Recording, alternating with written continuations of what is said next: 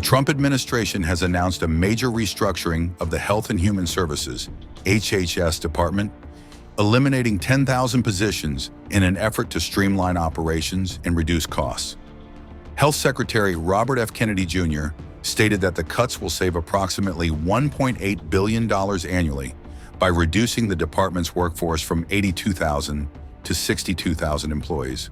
In addition to the 10,000 job cuts, HHS noted that another 10,000 employees had already left the agency since President Donald Trump took office, opting for voluntary separation offers. The department sent a reduction in force notice to American Federation of Government Employees Union leaders on Thursday. A memo from Deputy Assistant Secretary for Human Resources, Thomas J. Nagy Jr. stated that the layoffs would impact between 8,000 to 10,000 employees, with an effective date set for May 27.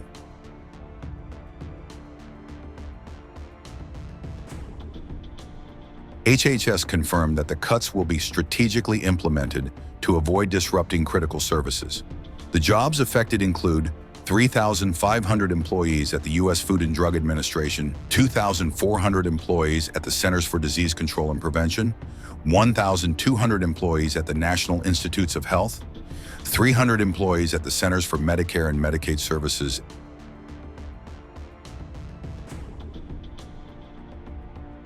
HHS Secretary Robert F. Kennedy Jr. announced that the department's functions will be streamlined to reduce redundancy. Currently, HHS operates with 28 divisions, many of which contain overlapping units. The new restructuring plan will merge these divisions into 15 while centralizing human resources, IT, procurement, external affairs, and policy functions. Additionally, regional offices will be reduced from 10 to 5 as part of the reorganization effort. Over the past 4 years during the Biden administration, HHS's budget increased by 38% and its staffing increased by 17%, but all that money has failed to improve the health of Americans. In fact, the rate of chronic disease and cancer increased dramatically as our department has grown. Our lifespan has dropped, so Americans now live 6 years shorter than Europeans. We are the sickest nation in the world, and we have the highest rate of chronic disease. The U.S. ranks last among 40 developed nations in terms of health, but we spend 2 to 3 times more per capita than those nations. As part of President Trump's DOGE workforce reduction initiative, we're going to streamline HHS to make our agency more efficient and more effective. We're going to imbue the agency with a clear sense of mission to radically improve the health of Americans and to improve agency morale. We're going to eliminate an entire alphabet soup of departments and agencies while preserving their core functions by merging them into a new organization called the Administration for a Healthy America, or AHA. We have 2 goals. The first is obvious, to save the taxpayer money by making our department more efficient. And the second is to radically improve our quality of service.